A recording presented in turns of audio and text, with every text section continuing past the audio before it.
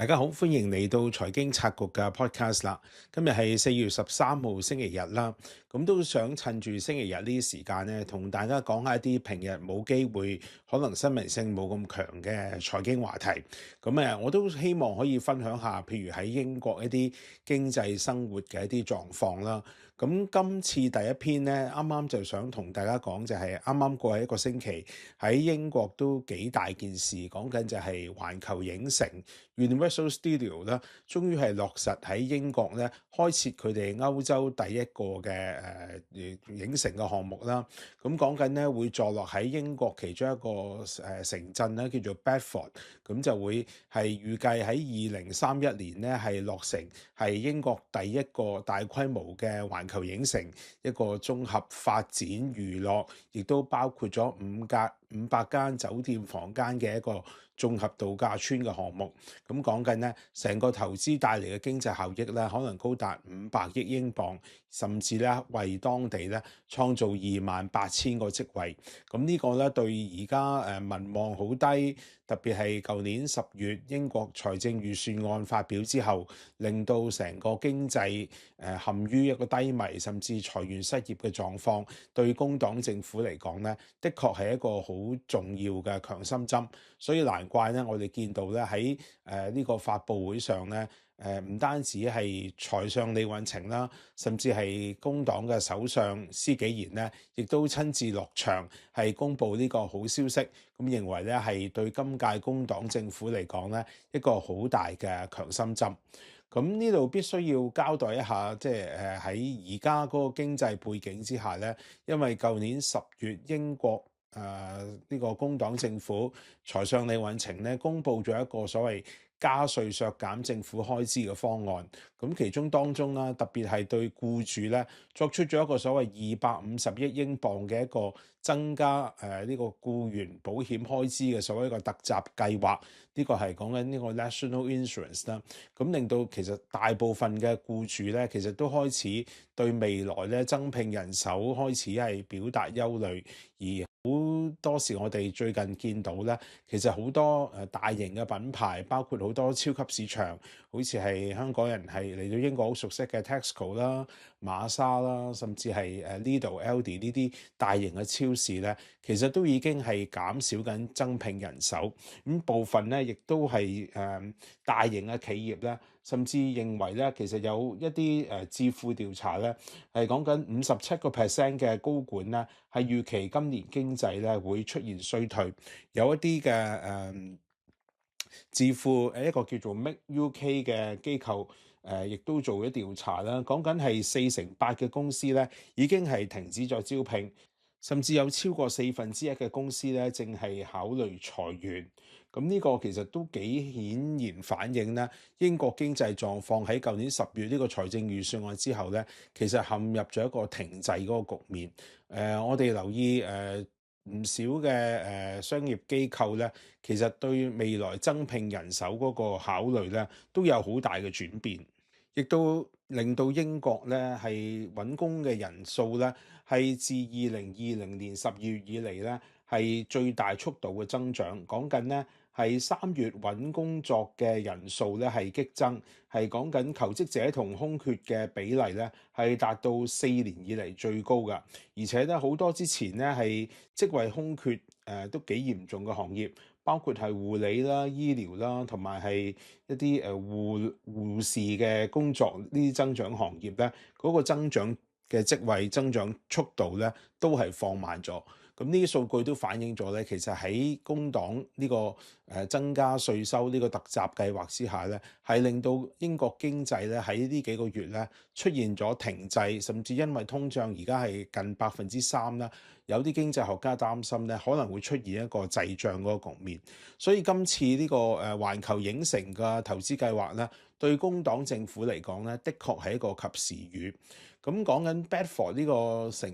攤仔咧，我自己都有啲認識，咁因為都有朋友住喺度啦，咁都去過好幾次。其實呢個 Bedford 呢個灘仔咧，啱啱係位於如果香港人好熟悉嘅一個大城市咧，就係 Milton Keynes 啦。咁其實離 Milton Keynes 大概係半小時車程，而離倫敦市中心可能講緊倫敦外圍咧，亦都係大概係1小時嘅車程。更加重要咧係呢個Bedford 咧係位於而家政府銳意拓展嘅一個所謂劍橋牛津嘅經濟帶呢個所謂 economic zone 入邊咧，其中一個中間嘅位置。咁所以今次由環球影城作出咁大規模數以10億嘅投資咧，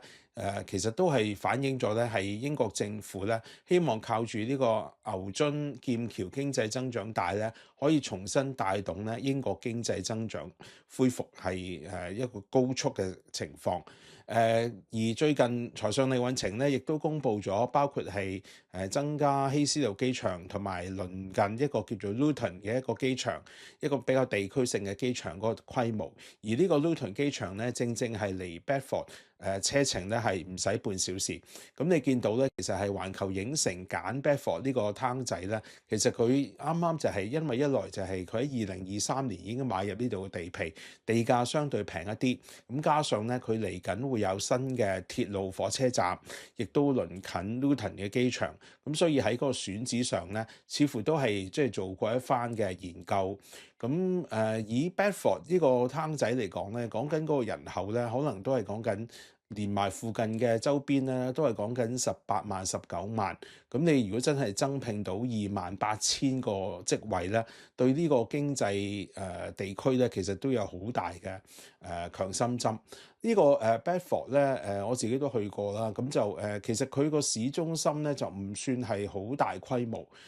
講緊可能都係幾個 high street 都係大家見慣見熟嘅品牌。咁就呢段片影到嘅時候咧，就啱啱係星期六喺 market 嘅狀況，所以人流係比較多啲。咁但係平日咧，好似係嗰個人流咧係並唔算十分多，而街上咧其實亦都有唔少空置嘅店鋪，咁睇唔出咧係一個即係好有活力嘅一個經濟城鎮嚟嘅。咁但係因為佢正正係處於即係成個劍橋牛津嘅經濟中心帶嘅位置啦，所以可能咁樣嘅因素咧係令到環球影城咧係選址喺呢笪地方。咁相信對呢個地區嗰個經濟咧，可能都會有另一番景象。咁但係成個項目咧，要去到2031年咧，先至會落成嘅。咁相信未來幾年咧，嗰個仍然係有一定嘅變數啦。咁加上就係英國嘅工程，其實講真，大家都知㗎啦，就英國人做嘢個效率咧就唔係特別出色嘅。咁到底成個項目係咪真係可以如期落成？咁對個經濟嗰個影響又有幾大咧？咁大家都有少少懷疑。咁但係講翻英國其實而家經濟狀況最大嘅問題咧，我哋知道啱啱最新一個季度講緊英國嘅 GDP 增長咧，重新加快，講緊係有0.5%。咁但係如果要成年計咧，其實英國個經濟增長咧，仍然係喺7大工業國 G7入邊咧係增長最慢。而最大嘅問題咧就係外來投資對係非常之唔足夠喺英國方面。前高盛嘅經濟學家講緊金磚4國之父一個發明人奧尼爾咧，佢亦都曾經係批評過英國喺吸收外來投資方面咧，似乎係太過緩慢，亦都冇辦法咧係帶到即係好大規模嘅經濟增長。咁所以我哋見到譬如早幾個月財相李允晴，即使面對住國內嗰個所謂債務一個危機啦，亦都唔理咁多啦。總之係要去到中國咧做一個訪華嘅行程，其實目的咧都係希望吸收呢一啲嚟自中國嘅資金。咁但係好不幸啦，就成個訪華行程最終帶嚟嘅可能只係得幾億英鎊嘅投資額。但係即係個規模真係相當之令人失望。咁但係而家英國未來係咪真係可以憑藉住呢個所謂牛津劍橋嘅經濟增長帶？因為政府咧係希望可以打造成一個英國嘅矽谷，憑藉住劍橋同牛津兩間出色嘅大學，加上未來咧會興建新嘅高速鐵路，打通成個經濟帶，再連接埋 Luton 新呢個機場，加上 Bedford 新嘅一個所謂旅遊景點，一個環球影城嘅投資項目，係咪可以扭轉到而家經濟增長放緩嘅狀況呢？咁都令人都幾大懷疑㗎。咁始終咧，新嘅投資係咪真係可以陸續有嚟呢？都係一個好大疑問。而經濟陷入一個停滯，我哋見到譬如係英國嘅IPO 喺2024年甚至跌出全球10大，亦都反映緊咧英國經濟嗰個金融市場咧，其實係開始萎縮緊。按市值計咧，其實倫敦嘅股市咧，甚至已經跑輸香港。咁所以紐倫港咧，其實已經變成紐港倫啦。咁到底未來金融市場係咪真係可以重新恢復活力？嚟緊有啲咩新嘅公司會喺英國上市咧？咁呢啲咧其實都幾反映緊啦，英國經濟未來咧到底嗰個活力，到底政府個投入又有幾大咧？